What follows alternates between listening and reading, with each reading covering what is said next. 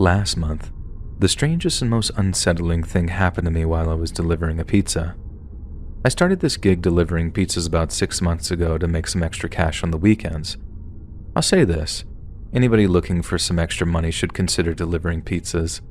I know it's not glamorous, but depending on where you work, you can make some decent side money. For the most part, I never really had any interesting stories about delivery. I've heard people describe all sorts of things from their experiences, everything from being invited inside to a party, to someone I used to work with being invited inside after dropping off the pizza, and 6 months later he ended up marrying that woman. But for me, it was always the status quo until a month ago. In the area I deliver, there aren't too many apartment buildings. It's mostly residential neighborhoods and just a few business parks. However, there is a massively large apartment building within our delivery area. The apartments are new, but the building itself is quite old. In the early 1900s, the building was some sort of warehouse or factory. I think they made candles or something random like that, but it mostly had been abandoned for the last 40 years. Just recently, they renovated the entire building and made these beautiful apartments. They're open and spacious floor plans, and because the warehouse was huge, they were able to add a ton of apartments. I think the cheapest apartment in the entire building is $2,100 for one bedroom. Basically, you need to have some money to afford one of these apartments. When Saturday night came and I received a call to deliver a pizza to this building, I was pumped to see it for myself.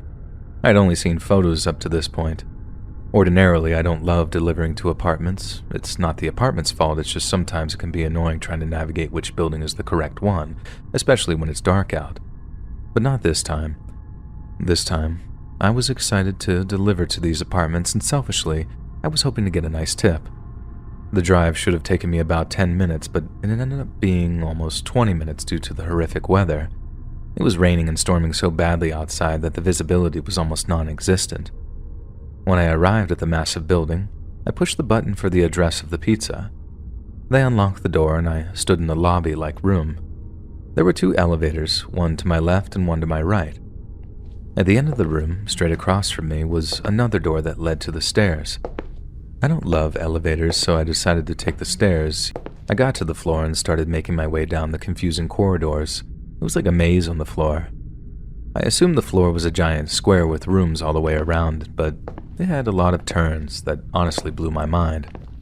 From the outside of the building, it was just a giant rectangle, but inside was like something out of an abstract painting. I was briskly walking down the hall, looking at all the numbers trying to find the address of my delivery. Then, without notice, the power went out. It was completely dark where I was standing. Of course, my cell phone was outside in the car, so I didn't have any light on me. The hallway was completely blacked out. I had no idea where I was. It was as if I entered a fun house. I tried to use one hand to guide myself on the wall, and the other hand was firmly holding the pizza and wings. If you're afraid of the dark, then this would have been enough to do you in, but unfortunately, it gets worse. In my dwindling composure, I heard a door open slowly, and then close abruptly. It sounded close in front of me, but I literally saw nothing. If someone left their apartment, they weren't using a light to navigate. So I had thought, that was probably whoever ordered the pizza and they were just checking to see if it was at their door. I decided to shout, "Hey, I got your pizza." A brief silence ensued, and then a voice emerged from the darkness that had to be no more than 10 feet away and said in a low and raspy voice, "I didn't order pizza." I stayed quiet and stopped moving. I wanted to turn around and go back to the stairs, but at this point, I had already walked by a ton of doors and I wouldn't know which one was the stairs. As I stood still, hoping that the power would turn on, the voice emerged again, this time right in front of me. I could feel the heat of the breath on my skin. And they said, "You're coming with me." Thankfully, I was holding the pizza because this person tried to grab me, but they ended up grabbing the pizza box. I threw the box, turned, and ran back the way I came. I don't know why I wasn't yelling for help. I think I was paranoid to give away my position. As I ran down the blacked out hall, I tried every doorknob I passed until I found one that wasn't locked, and thankfully it was the stairs. The stairs had these emergency lights, so I was able to faintly see where I was going. I ran outside, got into my car and drove back to the pizza shop in the rain. I told my boss everything, and we decided to call the police. The person who ordered the pizza called furious that their order was thrown out in the hallway, but I didn't care. I gave my statement to the police, who informed the apartment management, but as of writing this a month later, nothing has happened. I did find out that the floor I was on was also supposed to have these working emergency lights, but for some reason, they didn't operate.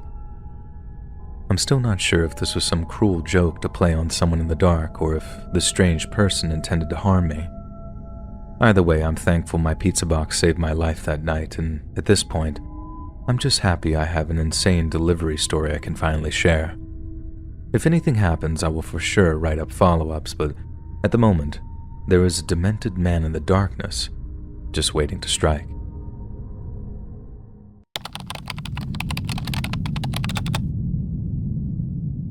I've worked at a graveyard for the past 15 years.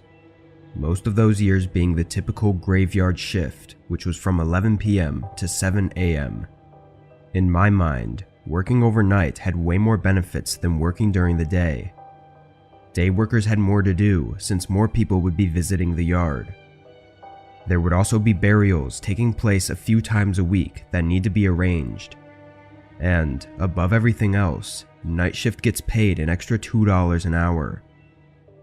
I've seen a lot during my years working night shift though. Mostly teens messing around, or the occasional drunk group of friends daring each other to walk through the yard. However, this night was different. I got to the small faculty building a bit early to chat with the day worker, and once he left, I did all of the normal checks and precautions at the beginning of my shift. Afterwards, my only job is really just to drive around in a golf cart every so often and just make sure nothing's going on. I'd say I only encounter something once a month, or maybe even every other month. Anyway, the first few hours were normal. I drove around several times, then went back to the small faculty building to eat my lunch. I think it was around 2 a.m. when I went back out to do another round of the yard. As I got to the far end, I saw something by the fence. It was obviously really dark, so I couldn't see much more than the general shape of a figure standing there. I drove up closer. I could tell now that it was a man standing on the outside of the fence, looking toward me. I didn't want to confront him if I didn't have to, so I turned and drove in a small loop around the lot to see if he would try to hop the fence while I was gone. But when I got back after 30 seconds, he was gone. I scanned the area briefly to make sure he didn't sneak in, but it all looked clear, so I continued with my patrol. Going through the whole yard takes about 15 minutes, but sometimes I'd go slower just to pass the time. I went all the way around and decided to check back on the spot where I saw the man. I really didn't have anything better to do anyways. I started driving down there, and almost immediately, I spotted the man again. He was inside the yard, standing on the gravel path. I drove up closer again, but the man didn't move. I exited the golf cart and started walking up to him. He looked like a 40-year-old man. I stopped just a few feet away from him. "Sir, you can't be in here. I need to escort you out," I said, but he didn't even turn his head to look at me. After a second, a slight rush of fear went through me. "Sir, I need you to come with me." I reached out my hand gently to tap his shoulder. As soon as I did, he whipped his head around to look at me. He just stared into my eyes. He looked full of rage. I took my hand away, and the man turned around and started walking away. I got back in my golf cart, preparing to call the police, as I watched him go all the way down to the fence. He stepped over it and continued walking away. I was relieved, but still terrified. I drove straight back to the faculty building and went inside. It was a small, single-room, security-type building, but I felt a lot safer and calmer inside. I sat down and caught my breath. In all my years, I'd never really been scared because it was always just people messing around, but this was different. I waited inside for a while, I'm not sure how long, until I heard a bang on the door. I jumped out of my chair and stared at the door in fear. A few seconds later, they banged on the door again.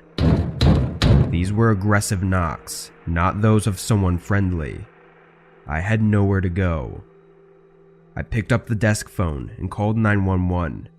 I didn't know what they wanted or why they were here, but I wasn't going to risk it all to find out. After probably 3 minutes of them banging on the door, I heard them walk away. I still waited for the police to arrive before I opened the door. The following day, my manager was able to pull the CCTV security footage from the building. What I saw was horrifying. Just minutes after I entered the building, the man I'd seen in the yard earlier walked up to the door. He stood there silently for nearly 15 minutes before he banged on the door. He was also holding something in his hand, but the footage wasn't detailed enough to make out the object. It was likely a small pipe or bat of some sort. The man was never identified, but I still work the same job at the graveyard and haven't seen him since.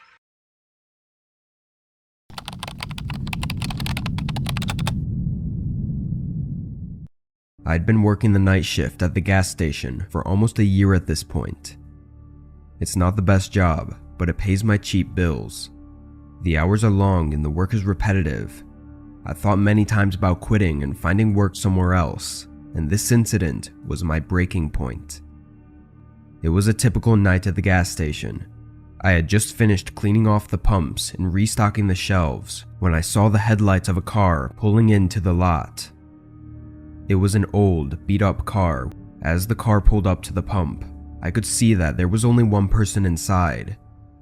He got out and started walking up to the door. It was a man, probably in his mid-30s. He had dark hair and was wearing a black leather jacket and looked like he hadn't slept in days. I greeted him with a smile and asked him if he needed any help. He didn't say anything, but just threw a 20 on the counter and went back out to fill up his tank. It was a bit rude, but that's normal when working at a gas station, especially late at night when nobody wants to talk. I watched out the window as he filled up his tank, but a couple minutes passed and he was still there with the pump in his car. I knew he only put $20 in, so he had to have finished a while ago. I waited another couple minutes, then I opened the door and started to say something, asking if he needed any help, but he just got back in his car and drove away. I blew it off and went back inside the store, but as the night wore on, I started to feel like something was off. I don't know how else to describe the feeling. Nobody else was pulling in to get gas, and it was really quiet outside. Then, I heard a noise coming from the back of the store. It sounded like a box falling off a shelf. I slowly made my way to the back of the store. As I turned the corner, there was a man standing there going through our inventory. He was tall and looked like he hadn't showered in weeks. I froze in fear, not sure what to do. The man turned and saw me, and for a moment, we just looked at each other. Then he started to walk towards me, his eyes fixed on mine. I backed away slowly, putting my hands up as if to not mean any harm, but he kept coming towards me. I could smell alcohol in his breath, and I knew that he was dangerous. "Money, where is it?" he said, slurring his words. I saw in one of his hands he had a switchblade, and with him being clearly drunk, I was really scared. I pointed toward the register. As I was opening the till, the man wandered around the store, making his way to the liquor section. He stashed a few expensive bottles in his backpack, then came back to the register. I put all the bills we had on the counter, being barely over $100. The man looked at it, then looked at me. The fuck is this? I need more, man. He wasn't satisfied, but there was no more money to give. He flipped open his blade, waving it around and yelling at me. I was sure he was going to jump the counter and beat me to death. But then, he suddenly swiped the cash and bolted out the door. My heart was pounding as I looked out the window, seeing that same beat-up car from earlier. The man got inside and they drove off. The police came a few minutes later, responding to the emergency button I pressed while the man was browsing the booze. But they weren't too helpful right away. Thankfully though, the cameras outside the building were able to pull a license plate from the car, and 4 days later, I was informed that both men were caught. Apparently they were homeless and had stolen the car. They then went on a crime spree, robbing as many stores as they could, mostly just of alcohol and money.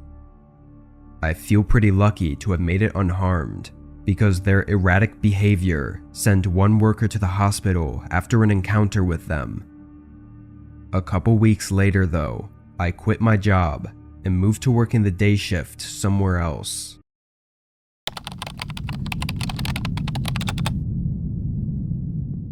I'm a receptionist at a local hotel, and most of my shifts are overnight.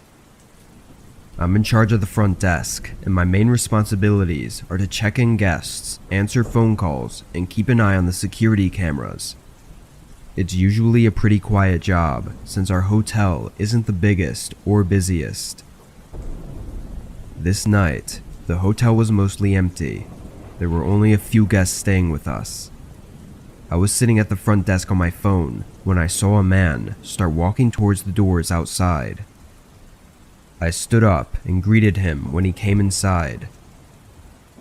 He looked up at me with bloodshot eyes and said, I need a room for the night.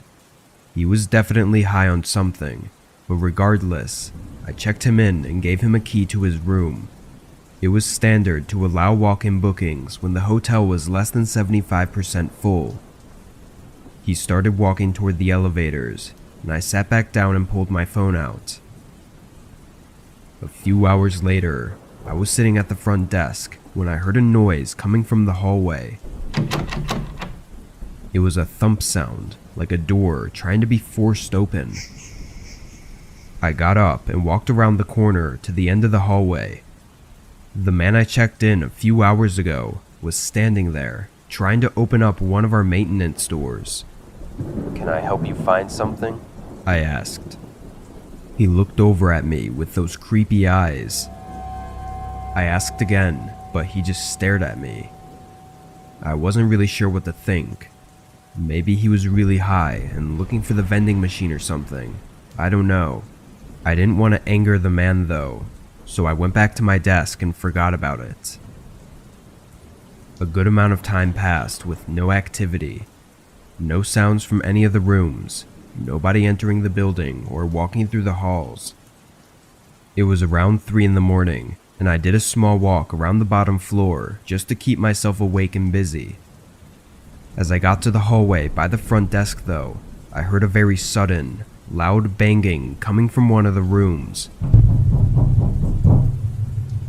I stopped and listened for a moment, then went up the stairs to the second floor, where I thought it came from. It was very quiet now, which made me somewhat nervous. I walked down the hall, hearing nothing, but when I reached the end, one of the room's doors was open. I listened again for a second before lightly knocking. Nobody responded. I cautiously peeked inside, unsure of what to expect. It seemed empty. I wasn't comfortable walking all the way inside though, so I couldn't really look around, but I was sure nobody was inside. I closed the door and looked at the room number. That was the room I'd given to the man. I never saw him exit the building though. I quickly walked back down to the front desk. I looked at all the security cameras we had in the lobby and outside the building, but the man didn't turn up. I jumped. It was the hotel phone. One of the rooms was calling. I picked it up. Hello, how can I help you? There was a woman on the line, telling me about some man knocking on her door in the middle of the night. I apologized and assured her I would take care of it. I hung up and took a deep breath. I was getting really nervous now. I walked around the desk, but then again, the phone started ringing. It was someone else from a different room this time, saying he had the same experience as the other woman, someone knocking at his door in the middle of the night. I called the police right away. I stood by the front doors until they arrived, just in case I needed a quick escape. Luckily they came before anything happened, but they didn't find the man. Instead, they found a broken window in his room, where he likely jumped out of. It was on the second story though, so I'm not sure how he managed to get away without some major injuries. Later, while the police were still searching, they got a report that the car he used to pay for the room was stolen. It's unclear what the man intended to do or why he was knocking on people's doors. I'm thankful none of them opened their doors though, because this case could have been much worse if they had. Our official merch store is finally here. If you want to support more of our channel, check out our merch shop. The link is in the description down below. See you on the next video.